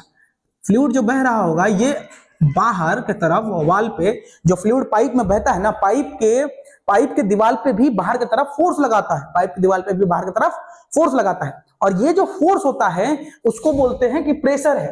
वो क्या होता है? पर यूनिट एरिया अगर निकालेंगे तो क्या निकल के आ जाएगा? प्रेशर। तो इसको वहां पे क्या है? प्रेशर। प्रेशर किसको बोल देंगे? फोर्स पर यूनिट एरिया को। फोर्स पर यूनिट एरिया को क्या बोलते हैं? प्रेशर। तो कभी भी पानी वानी बहता है पाइप वगैरह में, तो उसमें क्या करता है? वो दीवार पे फोर्स लगाता है। जैसे कि एक चीज बताते हैं एग्जांपल, कि हमारा जो ब्लड है, ब्लड जब कैपिलरी में बहता है, नस में बहता है, तो नस के दीवार पे भी फोर्स लगाता है, नस के दीवार पे भी फोर्स लगाता है। उसको हम लोग क्या बोल देते हैं? प्रेशर। अब वो जो प्रेशर है उसी को बोल देते हैं ब्लड प्रेशर। उसको क्या बोल देते हैं? Blood pressure. आप समझ में आया ब्लड प्रेशर क्या होता है? कोई भी फ्लूइड जब बहता है तो बहने वाले कंटेनर के, कोई भी कंटेनर, जैसे पानी रख दोगे गिलास में भी, तो गिलास के दीवार पे अगल बगल चारों तरफ से फोर्स लगा रहा होगा। उस फोर्स को क्या बोल देते हैं? अगर पर यूनिट एरिया निकालोगे तो pressure. Force per unit area क्या हो जाता है? प्रेशर। और उसको बोलते हैं कि कभी भी फ्लूइड तुम रखोगे कहीं भी तो वो प्रेशर लगाता है। जैसे सॉलिड भी कहीं रखोगे तो वो भी प्रेशर लगा रहा होगा। जैसे कि पिछला में देखे हम लोग, पिछले एग्जांपल में तुम लोग जैसे देखे कि टेबल के टॉप पे रखे थे हम एक बॉक्स, तो वो प्रेशर लगा रहा था। उसी तरीके से फ्लूइड भी क्या करता है? प्रेशर लगाता है। अपने अगल बगल के जो दीवार होते हैं उस पर क्या करता है? प्रेशर लगाता है। इसको क्या बोल देते हैं? फ्लूइड प्रेशर बोल देते हैं। क्या बोल देते हैं? Fluid pressure. ठीक है, आगे बढ़ते हैं।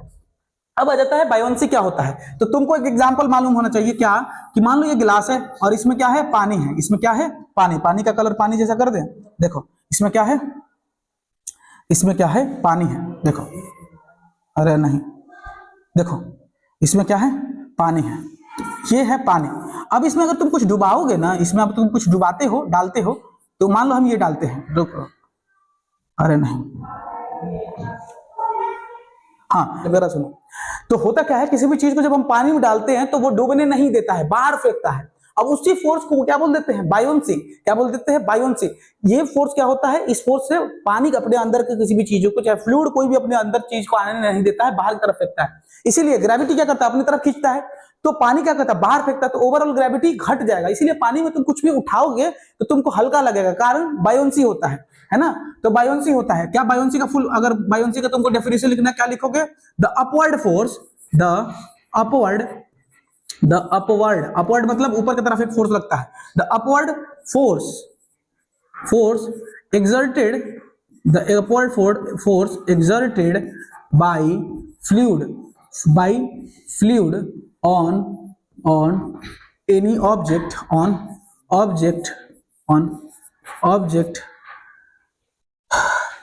emerged in it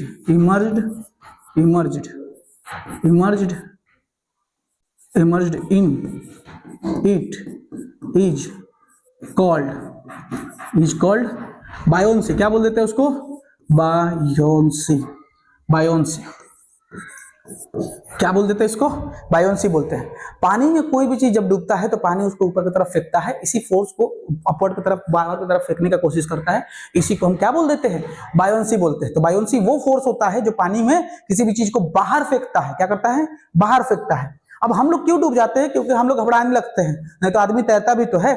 तो बायोन्सी क्या होता है, किसी भी चीज को पानी में डूबने नहीं देता है पानी, ठीक है। और एक चीज बताते हैं, कोई भी चीज अगर तुम देखोगे ना, पानी में कई बार ऐसा होता है, तुम सुनो ध्यान से, अगर लकड़ी फेंकते हैं पानी में, क्या करते हैं, लकड़ी फेंकते हैं, तो वो लकड़ी नहीं डूबेगा। वही उतना ही छोटा लोहा फेंकेंगे, जैसे 1 किलो का लकड़ी फेंके, इतना छोटा लोहा फेंके, तो क्या होगा, भारी लकड़ी है फिर भी नहीं डूब रहा है, और लोहा जो है छोटा सा है सिर्फ, फिर भी वो डूब जा रहा है। कारण क्या है कि लोहा डूब जा रहा है, लकड़ी नहीं डूब रहा है, लोहा का डेंसिटी ज्यादा होता है। तो अगर हम एक और आगे बढ़ते हैं स्लाइड में, तो तुमको दिखेगा कि ऐसा क्यों होता है कि कुछ चीजें तैर जाती हैं, कुछ चीजें क्या होती हैं, पानी के सरफेस पे तैर जाती हैं, और कुछ चीजें जो होती हैं डूब जाती हैं, है ना। कुछ है जो सिंक कर जाता है, कुछ चीज जो है सिंक कर जाता है पानी में, और कुछ चीज डूब जाता है। इसका कारण क्या है, तो कारण ये है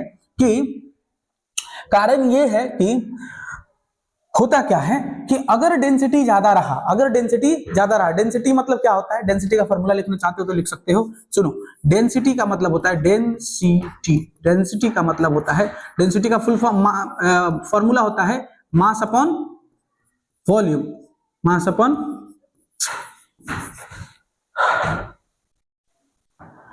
डेंसिटी का होता है फॉर्मूला मास अपॉन वॉल्यूम। इसका क्या मतलब है, मास अपॉन वॉल्यूम का मतलब है कि मास किसी बॉडी में कितना है, एक यूनिट वॉल्यूम में, मतलब एक छोटे से वॉल्यूम में कितना मास है। मतलब अगर लकड़ी का इतना बड़ा लेंगे और लोहा भी इतना बड़ा लेंगे, किसमें ज्यादा मास मिल जाएगा तुमको, लोहा में, है ना। तो कम वॉल्यूम में ज्यादा मास जिसके पास रहेगा उसका डेंसिटी ज्यादा रहेगा। जितनी वॉल्यूम है इतनी सौ और मास है ज्यादा, मतलब इतना बड़ा लोहा लोगे, इतना बड़ा लकड़ी लोगे, किसमें ज्यादा मास रहेगा, लकड़ी में नहीं, लोहा में रहेगा। तभी तो तराजू लोहा का बनाते हैं, देखो लोहा का बटखरा बनाते हैं, काहे, लोहा का मास ज्यादा होता है ना, छोटा छोटा में मास ज्यादा रहेगा। 5 किलो का लोहा का बटखरा लोगे इतना बड़ा आएगा, और लकड़ी का लोगे तो इतना बड़ा आ जाएगा, तब फिर दिक्कत ना हो जाएगा। बात समझ रहे हो। तो हमको क्या है, डेंसिटी ज्यादा चाहिए, और जिसका डेंसिटी ज्यादा होगा वो पानी में डूब जाएगा। जिसका डेंसिटी ज्यादा, पानी से डेंसिटी ज्यादा मतलब तुम नीचे जाओगे, जिसका डेंसिटी ज्यादा होता है वो नीचे जाता है, जिसका डेंसिटी कम रहता है वो ऊपर जाता है। यही तो कारण है कि ठंडा हवा जो होता है धरती के पास रहता है, ठंडा हवा धरती के पास रहता है, और जो गर्म हवा होता है, हवा गर्म होने के बाद से कहां भाग जाता है, ऊपर। इसीलिए जब वेपोराइजेशन होता था तो हवा गर्म हो जाता था, और गर्म हवा किधर भाग जाता था, ऊपर की तरफ। तो कोई भी चीज गर्म मतलब कि कम डेंसिटी का चीज ऊपर रहना चाहता है, और ज्यादा डेंसिटी का चीज नीचे रहना चाहता है। तो पानी में जब लकड़ी डालोगे तो उसका डेंसिटी कम है तो वो तैर जाएगा। क्या करेगा, वो तैर जाएगा। लेकिन अगर तुम वही लोहा डाल दो तो लोहा तैरेगा, कभी नहीं तैरेगा, लोहा डूब जाएगा। बात समझ में आ रहा है। तो डेंसिटी का तुम फॉर्मूला याद रखोगे, पूरा पढ़ने का कोई मतलब नहीं बनता है अगर तुमको ये याद नहीं है तो। Density is equal to mass upon volume, density को लोग दिखाते हैं रो से, ऐसा पी को टेढ़ा कर दोगे तो रो बोला जाता है, क्या बोला जाता है इसको, rho. Rho is equal to mass upon volume, ये तुमको याद होना चाहिए, अगर ये नहीं याद तो कुछ भी नहीं याद। समझ में आया बात, है ना। तो अब बस 2-3 स्लाइड है, 2 स्लाइड है बस, अब लास्ट है आर्किमिडीज प्रिंसिपल। आर्किमिडीज प्रिंसिपल क्या कहता है कि एक चीज बताते हैं, क्या बताते हैं एक चीज में कि मान लो कि एक चीज बताओ कि एक तो हो गया कि क्या हर चीज जब पानी में जाता है तो उसका बराबर बायोन्सी लगता है, हर चीज पे बराबर बायोन्सी लगता है। मान लो कि एक लोहा डालेंगे, उस पे जो बायोन्सी फोर्स लगेगा वो एक लकड़ी के भी चीज पे लगेगा या प्लास्टिक की चीज पे भी लगेगा, ऐसा होता है। बायोन्सी क्या हर चीज पे बराबर लगता है? पानी जो अपवर्ड फोर्स लगा रहा है क्या हर चीज पे बराबर लगा पाता है? नहीं। बराबर कब लगाता है बताते हैं कैसे होता है ये। आर्किमिडीज प्रिंसिपल कहता है कि कोई भी चीज जब पानी में आप डुबाते हैं तो वो उतना ही लगेगा, वो उतना ही फोर्स लगाएगा जितना वो मास डिस्प्लेस किया है वाटर का, ना वॉल्यूम डिस्प्लेस किया है वाटर का। कहने का क्या मतलब है, देखो रुक जाओ समझा देते हैं, है ना, कि the force exerted bye the fluid, ये पहले रटो, है ना, पहले ये रटो। द फोर्स, आर्किमिडीज प्रिंसिपल कहता है, ये आर्किमिडीज प्रिंसिपल है, पूछता है सीधा सीधा एग्जाम में पूछेगा व्हाट इज आर्किमिडीज प्रिंसिपल, तो लिखना पड़ेगा the force exerted by the fluid, the force exerted on body, the force exerted by body on fluid, the force exerted by body on fluid by the force exerted by body, अरे यार, the force exerted on body by fluid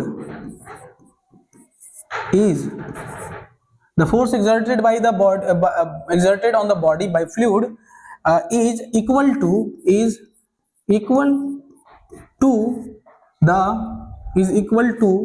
the volume of water displaced by the body, is equal to the volume displaced is equal to the volume displaced of water by body। समझ रहे हो बात? नहीं समझे? सुनो ध्यान से सुनना, हम क्या बता रहे हैं, वो कोई भी बॉडी फोर्स उतना ही लगा सकता है किसी भी बॉडी पे, कोई भी फ्लूइड जो है, फिर से सुनो, फ्लूइड जो होता है वो बॉडी पे कितना फोर्स लगाता है, जितना बॉडी वाटर डिस्प्लेस करेगा, जितना वॉल्यूम ऑफ वाटर तुम डिस्प्लेस कर दोगे, मतलब कि वॉल्यूम जितना डिस्प्लेस कर देगा वाटर का, अगर वाटर का वॉल्यूम तुम डिस्प्लेस करते हो 5 ml तो तुम पर फोर्स भी लगेगा 5 ml के बराबर, है ना, इक्विवेलेंट लगेगा। 10 ml डिस्प्लेस करोगे तो 10 ml, मतलब जितना तुम वॉल्यूम डिस्प्लेस करोगे उसी के इक्विवेलेंट तुम पे फोर्स लगेगा। मतलब कि अगर कोई जाता है, वॉल्यूम कम डिस्प्लेस करता है पानी का तो उस पर फोर्स भी कम लगेगा, और कोई ज्यादा वॉल्यूम डिस्प्लेस करता है पानी का तो उस पर फोर्स भी ज्यादा लगता है। तो बायोन्सी फोर्स हमेशा बराबर नहीं होता है, अलग अलग बॉडी का बायोन्सी फोर्स अलग अलग होगा। यही आर्किमिडीज प्रिंसिपल है, ये आपसे सीधा पूछता है, यहां से यहां तक आपको सिर्फ रटना है, जाके मान लिख देना है कि the force exerted on the body by the fluid is equal to the volume displace of water चाहे फ्लूइड बोल दो यहाँ पे, है ना, यहाँ पे वाटर की जगह फ्लूइड रख लें, क्योंकि वाटर थोड़ी हो सकता है, कोई भी फ्लूइड हो सकता है, ठीक है। तो फ्लूइड, हाँ, तो water volume displace of the fluid bye the body कितना वॉल्यूम डिस्प्लेस करता है उसी के इक्विवेलेंट में उस पर फोर्स लगता है। क्या ये बात समझ में आ रहा है? आर्किमिडीज प्रिंसिपल क्या कहता है कि जितना आप वॉल्यूम डिस्प्लेस करेंगे उतना आप पे फोर्स लगेगा। अच्छा, आर्किमिडीज के बारे में ना एक बड़ा इंटरेस्टिंग कहानी है। क्या होता है, आर्किमिडीज से एक बार राजा बोलते हैं कि हमको सोना का मुकुट बनवाना है, हम ना ग्रीक में इतना महान राजा है हम, तो हमको सोना का मुकुट बनवाना है। लेकिन दिक्कत ये है कि मान लो सोनार को हम सोना देते हैं और वो क्या करता है, सोना में से निकाल के सोना कुछ और भी मेटल मिला देता है उसमें, जैसे कि मिला देता है वो टीन मिला देता है, लेड मिला देता है, सिल्वर मिला देता है, और तो हमको पता कैसे चलेगा कि वो मिक्सिंग किया है, मिलावट किया है उसमें, है ना। तो ये बोलते हैं कि अच्छा ठीक है हम सोचेंगे इस बारे में। और उसी दिन ये घर आते हैं, घर आके एक दिन नहा रहे थे बाथ टब में, तो बाथ टब पूरा पानी से लबालब भरा हुआ था, और जब ये पूरा पानी से लबालब भरा हुआ था तो ये पानी में जाते हैं, पैर रखते हैं, तो इनको दिखते हैं कि जैसे ही पैर अंदर डाल रहे हैं पानी बाहर निकल रहा है। तो ये चीज इनको बड़ा ही अजीब लगता है कि अच्छा, तो फटाक से पैर बाहर निकाल लेते हैं, फिर दोबारा डालते हैं तभी भी पानी बाहर निकल रहा है, फिर निकाल लेते हैं, फिर इसे बार बार चेक करते हैं। और अचानक से वैसी रूप में बाहर भाग जाते हैं रोड पे चिल्लाते चिल्लाते। यूरेका, यूरेका, यूरेका का मतलब होता है ग्रीक में, यूरेका का मतलब होता है हिंदी में, ग्रीक शब्द है यूरेका। यूरेका का मतलब आई हैव फाउंड इट, मतलब मैंने इसे खोज लिया है। यूरेका यूरेका करके वहीं से आर्किमिडीज प्रिंसिपल आता है। आर्किमिडीज साहब यहीं से अपना एक प्रिंसिपल देते हैं कि आप बॉडी जितना मास डिस्प्लेस करेगा, बॉडी क्या करेगा, जितना वॉल्यूम डिस्प्लेस करेगा वाटर का, उतना ही वो उस पर फोर्स लग रहा होगा। उस पर कितना बायोन फोर्स लग रहा होगा, जितना वो मास डिस्प्लेस करेगा, जब वॉल्यूम डिस्प्लेस करेगा पानी का। समझ में आया बात? ठीक है, तो यहां हमको समझ में आ जाता है आर्किमिडीज प्रिंसिपल। आर्किमिडीज प्रिंसिपल क्या कहता है? The volume displace by the body of the fluid is equivalent to the force exerted by on the body by the fluid. समझ में आया? चाहे ये लिख लो चाहे वो लिख लो। लास्ट टॉपिक, सबसे लास्ट, समझ में आया? अब है हमारा रिलेटिव डेंसिटी। सुनो, डेंसिटी तुम पढ़े थे, डेंसिटी इज इक्वल टू क्या होता था? मास अपॉन वॉल्यूम। अब रिलेटिव डेंसिटी क्या होता है? रिलेटिव डेंसिटी का मतलब होता है कि मास डेंसिटी ऑफ ऑब्जेक्ट, जो भी तुम देख रहे हो, डेंसिटी, रिलेटिव डेंसिटी का क्या मतलब है? सुनो, रिलेटिव डेंसिटी क्या होता है? Relative density. तो रिलेटिव डेंसिटी ऐसे नहीं लिखो, चलो एक चीज बताते हैं, लास्ट है ना, ध्यान से सुन लो, खत्म हो जाएगा उसके बाद।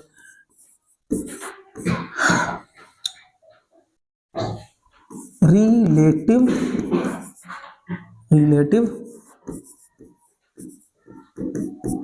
डेंसिटी, रिलेटिव डेंसिटी का फॉर्मूला होता है डेंसिटी ऑफ ऑब्जेक्ट, डेंसिटी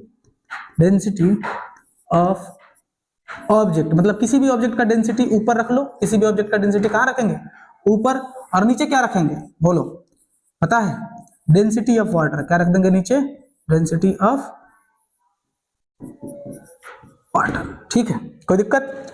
मतलब क्या है कि रिलेटिव डेंसिटी का मतलब होता है density of object by density of water.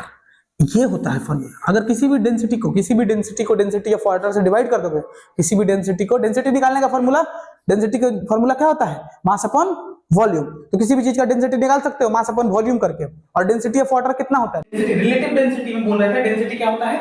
Mass upon volume होता है। रिलेटिव डेंसिटी का मतलब होता है density of the object by density of water, मतलब किसी भी ऑब्जेक्ट का डेंसिटी अगर भाग दे देंगे डेंसिटी ऑफ वाटर से, तो वो आ जाता है रिलेटिव डेंसिटी। क्या आ जाता है? Relative density. इसको RD is equal to density of water, मतलब density of object by density of water लिख सकते हैं। Relative density is equal to density of object by density of water.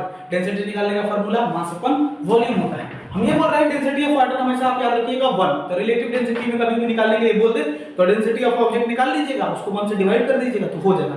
मतलब क्या है कि डेंसिटी ऑफ वाटर से डिवाइड करने के बाद भी वही रह जाएगा, क्योंकि 1 से डिवाइड करने पे वही सेम चीज आ जाता है। समझ में आया बात? तो ये हो गया आपका पूरा का पूरा रिलेटिव डेंसिटी, और इस तरीके से आपका पूरा का पूरा चैप्टर हो जाता है खत्म। तो अब हम पूछ रहे हैं आपसे कि क्या आपको याद है कि आपने कौन कौन सा फॉर्मूला पढ़ा था? एक बार चेक कर लें हम लोग। चलो चेक कर लेते हैं एक बार कि हम लोग क्या क्या पढ़े थे। ठीक, एक क्विक कंपाइलेशन ले लेते हैं। सबसे पहले हम लोग पढ़ा था ग्रेविटेशन पढ़ा था। तो उसमें हम लोग पढ़े थे F = G m1 m2 by r²। पहला फॉर्मूला है, यही याद रखना है। उसके बाद हम लोग सेंट्रीपिटल फोर्स, पहले सेंट्रीपिटल फोर्स पढ़े थे, वो बोलते हैं सेंटर सीकिंग फोर्स को क्या बोल देते हैं? Centripetal force. फिर पढ़ते हैं यूनिवर्सल लॉ ऑफ ग्रेविटेशन, इसमें बोलते हैं F = G m1 m2 by r²। उसके बाद से क्या आ जाता है हमारे पास? अब स्मॉल g जो होता है, स्मॉल g का वैल्यू होता है 9.8 मीटर पर सेकंड स्क्वायर, लेकिन हम लोग बोले थे कि इसको हम लोग याद रखेंगे 10 मीटर पर सेकंड स्क्वायर। क्या रखेंगे? 10 मीटर पर सेकंड स्क्वायर। और g का हम लोग फार्मूला याद रखते थे कि स्मॉल g का फार्मूला होता है capital G m by r²। Capital G का वैल्यू हम लोग याद किए थे, कैपिटल G का वैल्यू याद किए थे 6.7 into 10 to the power -11 newton metre square per kg square. ये याद होना चाहिए, ये याद होना चाहिए। समझ में आया? ये भी याद होना चाहिए। ठीक है, तो ये याद होना चाहिए। उसके बाद से हम लोग बोले थे कि हम लोग 3 फार्मूला लगाते हैं। क्या करते हैं? 3 फार्मूला लगाते हैं हम लोग। किसमें? जब ग्रेविटी के इन्फ्लुएंस में कोई भी बॉडी गिरता है तो हम लोग 3 फार्मूला याद रखते थे उसके लिए। पहला रखते थे V = U + AT। दूसरा क्या रखते थे? V² = छोड़ो, V² वाला लास्ट में रखते थे, लाइन से याद है तो लाइन से ही करते हैं। दूसरा क्या याद रखते हैं? S = UT + ½ AT²। तीसरा क्या रखते थे यार? तीसरा रखते थे V² = U² + 2as। और एक बोनस फॉर्मूला था आपके लिए कि एस एवरेज अगर आपसे कभी पूछ दे तो वो होता है u प्लस v बाई 2। ये वाला हम लोग रट लिए थे। इसके बाद से जब हम लोग ये रट लिए थे तो हम लोग आ जाते थे बायोन्सी पे। बायोन्सी पढ़ लेते हैं, डेंसिटी पढ़ लेते हैं। डेंसिटी का फॉर्मूला बताओ। डेंसिटी का फॉर्मूला होता है मास अपॉन वॉल्यूम। रिलेटिव डेंसिटी का क्या फॉर्मूला होता है? रिलेटिव डेंसिटी का फॉर्मूला होता है density of object by density of water. ठीक है, तो ये हो गया डेंसिटी का फॉर्मूला, ये हो गया डेंसिटी का फॉर्मूला, ये हो गया रिलेटिव डेंसिटी का फॉर्मूला, ये हो गया इसका फॉर्मूला। फोर्स, अच्छा प्रेशर पढ़ते हैं। प्रेशर क्या होता है? फोर्स जो होता है परपेंडिकुलर होना चाहिए और अपॉन एरिया होना चाहिए। इसी को हम और क्या बोल सकते हैं? फोर्स परपेंडिकुलर अपॉन एरिया को बोल सकते हैं कि pressure is equal to thrust upon area. क्या बोल सकते हैं? Thrust upon area. और कुछ बच जा रहा है हमारा, बच जा रहा है। मास क्या होता था? मास जो होता था अमाउंट ऑफ, क्या होता था? अमाउंट गलती हो गई, खैर छोड़ो। अमाउंट ऑफ मैटर, कितना मैटर प्रेजेंट है किसी के बॉडी में, उसको अमाउंट ऑफ मैटर जो होता था। मास को क्या बोलते हैं? अमाउंट ऑफ मैटर बोल देते हैं। और वेट क्या होता है? वेट जो होता है ये फोर्स होता है। वेट क्या होता है? फोर्स जो ग्रेविटी लगाता है कहीं भी। वेट क्या होता है? फोर्स होता है जो ग्रेविटी लगाता है कहीं भी। इसको कैसे लिख सकते थे? mg लिखते थे। वेट का फॉर्मूला लिख लो। वेट का फॉर्मूला होता है, यहां लिख देते हैं, वेट का फॉर्मूला होता है mg। मास का कोई फॉर्मूला होता है? नहीं होता है। स्मॉल जी का होता है। अच्छा भाई, स्मॉल जी चेंज होता था, कैपिटल जी चेंज नहीं होता था, मास चेंज नहीं होता था, वेट चेंज होता था। देख रहे हो पूरा का पूरा चैप्टर रिवीजन करने के समय में एक खाली पेज लो जैसे हम लिए हैं, और इसमें तुमको जो भी याद है लिखना शुरू करो लाइन से, तब जाके रिवीजन होता है। ये नहीं कि जाके पूरा पढ़ रहे हैं। पढ़ने वाला रिवीजन कौन करता है? ऐसे रिवीजन करोगे रोज भूलोगे। तो रिवीजन करने का बेस्ट तरीका ये है कि पेज लीजिए, पेज पे आपको जितना भी चीज आता है लिख के रिवीजन कीजिए। इसको बोलते हैं राइटिंग रिवीजन। समझ में आ रहा? Writing revision is the best type of revision that you can do for examination. Topper यही करते हैं, है ना? तो इसी के साथ हमारा चैप्टर होता है खत्म। बाय बाय, मिलते हैं फिर नेक्स्ट वीडियो में। Thank you.